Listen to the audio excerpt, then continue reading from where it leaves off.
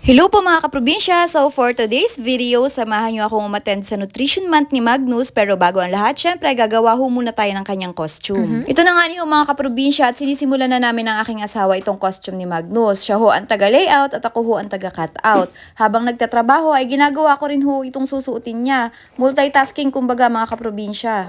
Habang inapinturahan ko nga ni Huire, may batang panay ang tanong sa akin kung ano daw ang ginagawa ko na para bang hindi niya alam. Dini nga ni ho mga kaprobinsya, inasukatan ko na rin nga siya ng para sa headdress niya. Hapon na nga ni ho mga kaprobinsya at uwian na ni ring dalawa ko pang anak. Kaya naman tinulungan na nila ako sa aking ginagawa. Tingnan nyo naman ho iring ilalim ng aking table at parang binagyo na sa dami ng basura. Nagawa ko na rin ho nga ni iring pang ibaba niyang susuotin. Gabi na nga ni ho mga kaprobinsya at hindi pa din ako tapos kaya nagpatulong na ho ako sa aking asawa.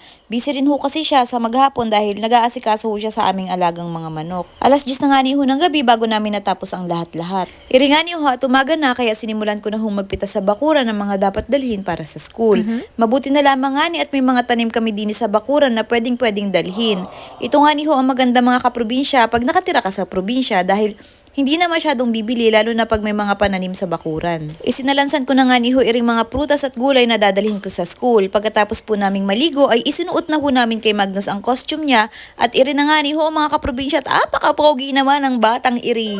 Pagdating nga ni ho namin din sa gym ay ang kukuyot nga ni ho ng mga bata din at itong isa ho ay parang inaantok pa. Wari ko'y madaling araw pa lamang ay gising na. May isang bata nga ni ho din na naka-costume din kahit hindi pa pumapasok dahil syempre naka-costume ang ate, hindi pwedeng hindi naka-costume ang bunso.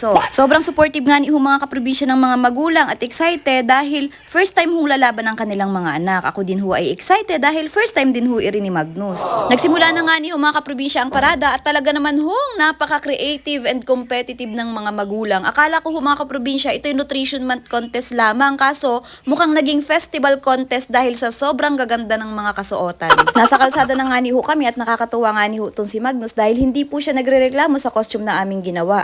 Pagkatapos ho ng parada ay nagsimula kaagad ang programa pero habang naghihintay ho ng mga hurado, si teacher binabasa po muna ang criteria. Nang dumating na nga ni ho ang mga hurado, isa-isa nang rumampa ang mga bata upang ipakita ang galing at ganda ng kanilang kasuotan. Kaso ho mga kaprobinsya, iring si Magnus ho ay bigla na lamang umiksena at nag-request ng Coca-Cola. Talaga naman, oo. Sabi ko nga ni ho ay hindi pwede dahil Nutrition Month ngayon, bawal ang mga ganoon. Kaso wala hong tigil sa kakaiyak kaya ho wala akong magawa, binilhan ko na. Ako nga ni ho ay nag-aalala dahil malapit na ang number niya. Kaso ho ay pagbili ko hindi pa rin ho siya natigil. Akala ko ho ay Coca-Cola na mismo. Coca-Cola pa pala, Diyos ko, talaga naman. Iri na nga ni ho mga kaprobinsya at patuloy ang programa. Kasunod na ho siya, kaso medyo nag-iinarte pa. Mabuti na lamang ho at nakinig pa rin siya dahil sabi ko, rumampa ka lang anak, kakainin mo lahat ng Coca-Cola pop sa tindahan. Nakakatuwa nga ni ho mga kaprobinsya at pagkatapos ng sakuna ay parang walang nangyari dahil rumampa siya at nakapagpakilala naman siya ng maayos na para bang hindi nagligalig tulad ng nanay. Hoy! Pagtapos ho ng pagpapakilala ay pinapunta ang lahat ng bata sa unahan at panigurado sa ganito pong pagkakataon magulang ho ang unang kinakabahan. Natapos na nga ni ho ang costume competition at sinimula na ang coloring contest. At habang sila ho ay nagkukulay sa loob, kaming mga magulang ho ay nagpapaligsahan rin sa pagpapaganda nitong table para sa aming fruit and vegetable arrangement competition. At dahil nga ni ho ako ay kamag-anak ni Jollibee, ako ho ay nagbida-bida na sa pag-aayos na ring table. At iri na nga ni ho mga kaprobinsya, sa tulong ho ng bawat isa, kami ho ay natapos na. Sa oras na ito ay hinuhusgahan na nila kung sino ang mananalo. Bago ho i-announce ang mga nagwagi, kami ho ay nananghalian muna para may lakas ho kaming pumalakpak pag ang panalo po ay in-announce na. Pagkatapos nga ni ho mananghalian, itinuloy na ho iring programa. Una ho munang sinabi kung sino ang nanalo sa fruit and vegetable arrangement at nagulat ho kami mga kaprobinsya dahil kami ho ang nag-champion. Sunod nga ni hong in-announce mga kaprobinsya yang para sa costume competition. Ang criteria ho ay hindi lamang pagandahan ng costume kundi pagalingan ho ng pagpapakilala at pagrampa.